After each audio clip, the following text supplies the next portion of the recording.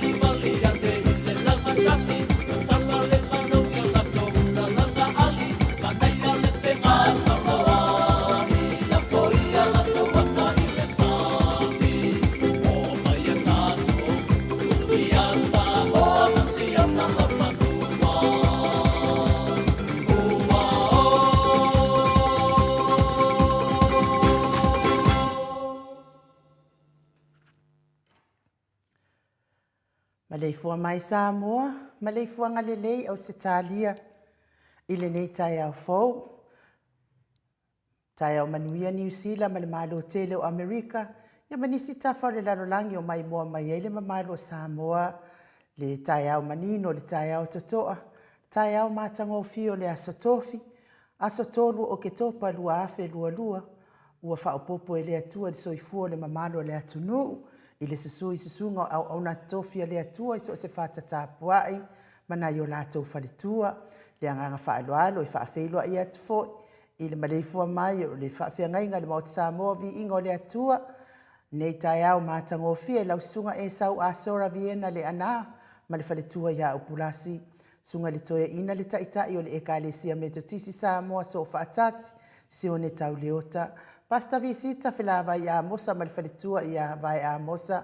Pasta solinga solofa malfalitua ia faavai.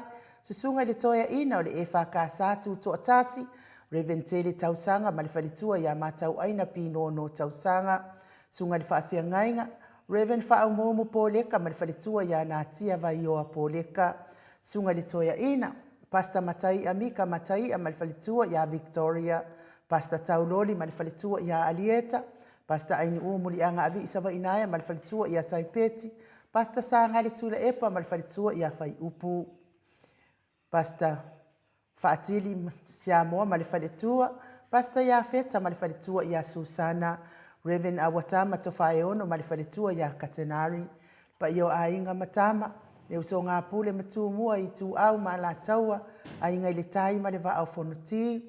Mai se le tapua inga se o tātou motu mai sae ia sua ma le vai whanua. Fōma ai tūlangi sa ole masale au mua ma le launi una sae lua. Le a fio whaatu to o whale ula la au nā mtasi. Ma upu ia te ole moti sa tālofa lava. Ngang whaalo alo e whaafelo i fōi ni le fua mai o le au mamado sa tātou malo whaapelepelo Samoa. Na nā fionga le tuia ana. Tui male ali whāno vale toa so ala uvile lua malo masiofo. Pea fo ile fionga li tai sili. Lau se sunga tui la epa awe lua fatia lofa na ioti ai ono dokta sa ilele maliele ngaoi male faletua. Ia e meise o tupu mai e o le vaenga whai e pui puia ia tau tangata Samoa. Fata lofa fo i le fionga le profesa, Dr. Afualo Luanga Lau Wood Salele, ma le faletua e meise o tamali o le atunu, lango ina le vaenga whai e le tautua Samoa. Tapua inga matua i lawa maota, ma lole ono sa i soifua matua, ti ngā o soifua matua, lo fia ngai pia ma o tau ia taitasi, tauia ina ianga le leile atua, ma fua ina mahalosi a te o tau. Ia, whaafitai fo i la tau tapua inga mamalu, la tau tapua inga e umanuia ai tiute mawhaiva o le atunu. Lau fionga i leu soali, lau sisunga tui la epa whai ai mal whaletua i a maunga mū, talenga ia matamua whaali ama le tausi ia sinta, tina matua ia Ailini Tipa Ropeti, Vidia Musiliva, ma le whaletua ia suenga, Miti Edwards, a tina matua ia o lele matapula, Tris le musu moauru le leota ma le ainga, sa i pele kome ma le whaletua ia anofale, Telesia sekolatika, ma lor so i fua manuia ia te otina, ia Telesia ma lo lava, le tapuai, silia la e o kene ma le whaletua ia le lovi, whaletua ia sovale ma le nofoalo, good morning a sovale, pea fo i le susunga ia papali i tele mua ngututi a punaolo tango, sili ua vaasila, tamamatua ia vaasili fiti, furisia inu e tele ili faaso tau, ma le whaletua ia matau, alofi po le patu ma le whaletua ia Vienna, good morning whaletangoa i Farani Swan, ma le whaletua ia Whiao Taito, tina ia Sofia Muipu, Manueli ia Sofa, Tauvao Rivo, Pitone, Tauvao Esekia, pea fo i le whaatalo whatu le anganga whaaloalo, talainga ia taatiti moki siota, pea fo i ma le talainga ia mati malanga o maa, asiatanga ia ma le tausi, Lori ma le ainga, pupui whatu e lia tau ili ma le whaletua ia Filipina, tausini ma le whaletua ia upu, tamamatua ia whaanaea upu le vavaua i ma le whaletua ia whaamadua i. Good morning Maria Akiao, ia peo, ia i pei Samoa whaamania le atua i whai ngā malolonga mtafaonga ma se singa i ainga. Vai tō vi Filemoni ma le ainga tā lofa, motu e lia, pea fo i fionga ia whatia lofa po vi, whatia lofa ma le whaletua ia se iuli whale ula whatia lofa. Fionga ia vui niko la uofo ma le whaletua ia Molly, good morning Molly, ia whaaftaitele lava le anga le mai mo ta itanei, pea fo i whafangu le alamisa, Paula Pang, Solomona, pule le alofi, ia le nganga whaaloalo, whaafeilo ai fo i le sunga ia Felice Tautolo, ma le whaletua ma le nofoalo, pea fo i le fionga ia laufili a Rona Whaingafa, ma le whaletua ma le nofoalo, olo manu usini, ma le whaletua good morning, pea fo i malama le atinganga ma te aipua lau whaavela, fionga ia lilo fotua manu, ma le whaletua ia Baby Fretten, ma futa mai Hawaii, pea fo i futi Ioane Mikaele, pa alepa muripola, sieni se loti ese, tupuola, papawali i Paulo Ioane, ma le tausi ia Akenese, ufi finau, pea fo i le sunga ia Livingstone a Welua, good morning Livingstone, Lave Taitu Unga, ma Maria S. Good morning, Julia Moli, Manusina Bert Joseph, ma le grupa Tamahamo, whamanuia le atua, lau fionga Manusina, mai se fo i o tau group, nanga luenga whaingata, RJS, whetalainga ia moe maalota ni elu tito, ma le tausi ia lua timu tito, pea fo ile sunga ia to alima pope, ma le whaletua le afionga ia whai ainoa pope morning noa, heni au tanga avaia tuala Maria Play Clock, le tina matua ia silulu e lia ma lo lava le soifua manuia silulu, pea fo ila fionga ia ngafo pula sa alua Telemos, ma le whaletua ia Susana, tolonga tā amata whawhai Samuelu a Vito ma le whaletua, whai ngafa misi kei eneliko, lau pepa niu peleti sa uila se pulona whai ngafa, pea fo itala fuaina lau pepa Isaia Paul, ngā ngā whaaloalo i whaafeilo e fo i lau sunga peni ma le whaletua ia neta motunu, fionga ia whaamaoni a kape ma le whaletua ia whiangai, lofi po peilua, se amoa peilua, ma le tausi ia Rosita, good morning, lau fitalainga lofi po, pea fo i tina matua ia pepe sitia epa, mafuta mai melepone ia ma le tina ia seu malo feretifunga mafuta mai Alaska malo lava le tapua ia te olua tina matua sunga ia to niko ma le faletua ia Florina niko ala kurumatunka a fano cheka maluloto matangi krital matangi tina ia tiosa fa atonu ni umata uso ia mau salafa manuia ngadwengo ne yaso tau ia ileati te vita Isaia pea fo i telesia fuivaa to a televiko ia male faletua ia sawo o viko tau au pepe Josefa Setema male faletua ia Koleti sa ngala a pelu se aso male faletua ia Celestina afa male faletua ia Lau Brown maso e misa lolane male faletua ia Faolioli ti le samaka to a matayo male a inga sa Rice Tower pea fo ila fionga ia toi sulusulu ngā tau mati ma le faletua ia faaumu elive misala au ma le faletua ia situila pionga ia nai faumuina le ana le tupfia ia ma le faletua la le ia monanu sione maunga ma le faletua ia Eloisa Samoa Haitang good morning Eloisa taufinga fui maono ma le faletua ia Diane morning Diane pea fo itaua amituana i Felisi ma le tina ia Alisi amituana i Fisili ma los soifua manuia ia te olua matua pea fo ilusi pa utalo se walunga ma le faletua ia maliu mai tau etia ta afuasua ma le faletua le tamama tua ia tapua i le fau ma le faletua ia Pepa good morning tapua i ma Pepa Loto Andofi Yohanes Tawa le tina matua ia Eseta Tamala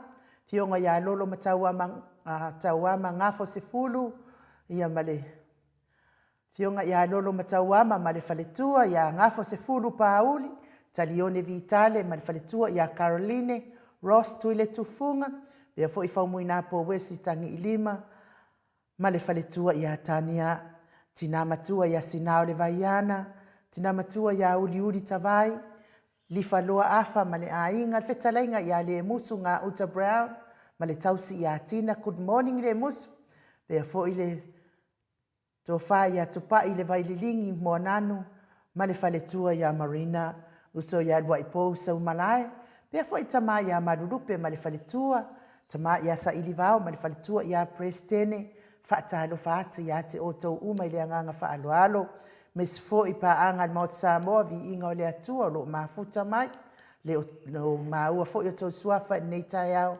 ma lo lava le ono sai ma lo le soifua maua ma lo fo ile fo lau i langi ma mes fo ila to e lo mafatia pe inga se nga sortino ia vea ia musika nei ana leo pespesenga vi inga le atua ia vi se ai nisi ti nga le tino ia te oto maua le soifua ma lo loina soifua fia ia mato angai ata mes fo ila to o e fia ngari pau ia fa manuia pele atua i to loto ele ma to loto le anga fua nei por kalami ai lo fa ia te o to se por kalami lunga le matau apio folinga fa tai le fa alo tu si fa alo mai tai la to fa felo ai fa tai fo ila to tapua inga la wafionga le falitua Nati L Howard ia malei fua mai fa ngunga lelei tai au fo le alofa fa asoa ale tapa au le langi lua sase e lua soifua manuia tele po kalame e mese o le upu o le ola o le a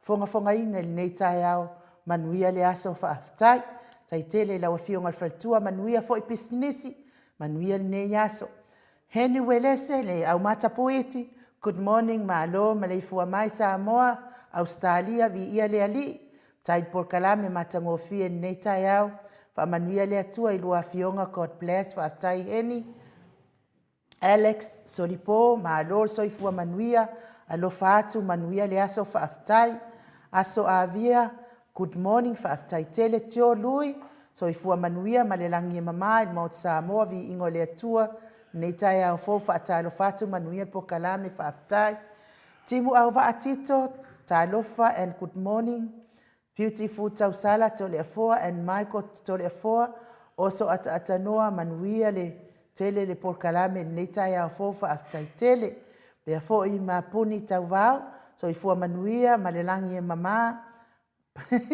se ia ilinga noa whaapea lea fionga ta pau whaasina, to lea fua ai maise tato ai ti a Mike, so i fua lau lein masiofo ilinga noa ai nuu whaaftai. Fionga fo ia tui whaasina, Perkin tau vau hiro, ma lo lava so i fua manuia i lau fionga tui whaasina, pea fo, ma lo fo il on sai. La Lolo i fie tele Filipo Ropati, good morning i lau fionga. To le afoa, good morning i lau fionga le masiofo. O le maota manuia le pokalame o le ne yaso. Fa manuia le atua le ne yaso. God bless. Fa aftai sina Burton. So i fua manuia i lua fionga fa apea Mike manuia le pokalame. God bless. Chris Williams. Good morning Mount Samoa vi ingo le atua. Fionga to le afoa fa apea tau salon mauta. Pea fo ile insinia ya Mike. God bless this program for aftaitele lava. Tui fasina Perkin tau vau hiro. Manuia por kalame sa o apito ilinganoa ai nuu. Good morning, good morning. Fatalo fatu tapa au fasina tole afoa fa apele. Ata noa al tesa. Fatalo fatu le aiti ya Mike. Fa aftai mo le tautua atunu uftaitele lawa fionga. Tui fasina. Arieta Safiu fa aftai mo fa manianga. Tai ya manuia fo ilo waso Arieta. Namu lau ulu a foa sunu ta lofu fai fe au. Ona poto le a foa. E awara fai an mea nge. Awara fai an mea nge. E fai fe au le le umang fai manu kai au. Fata alofa le insinia fa apea.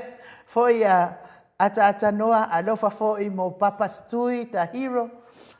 God bless. Fai va fa taitele lama. Sa moa so ifua manuia malelangi mama. I lua fionga to le afoa fa apea tau sara le maota, mai se le sunga ya Mike fa aftai. Felice so i fua manuia i lua fionga fa apea le insini al pokalame ya Mike ta alofa tali talo sanga, good morning fa aftai ya manahat malana tapua inga. Solo sului good morning ta alofa tau sara le maota ai nuua fionga to le afoa fa apea Mike. Le mamadu o le ainga Mount Samoa vi ingo le atua. Tai au manuia mai a Iova tātou watua. Whātalo whātu i le fionga i le Iastui, Hero, le ala le pule, le mamalu, o le ainga HRPP, vi ia tele le atua i lona alofa i tātou, ia manuia tātou pokalame, love. Whaftaitele, Livingstone a welua ta alofa maleifua mai nei tai au, to le foam tausala, ai nuu a ilinganoa, God bless, whaaftai. Fred tupai unepasi, so ifua manuia, la wafionga to le afua whaapea tausala ai nuu, whaapea mai, nei tai au, wha manuia le atua, ni maalu tai au, whaaftaitele. Tommy Fido, good morning, ai nuu, mato le afua, maalo le tauatai wha manuia le atua, po kalame whaaftai Tommy. Fionga ya ngafo pula sa alua telemos, good morning, ma whaatalo whātu po kalame le Mount Samoa vi ingo le atua, le lua sase e lua. Fionga ilinga noa le tausala po kalame, le Mount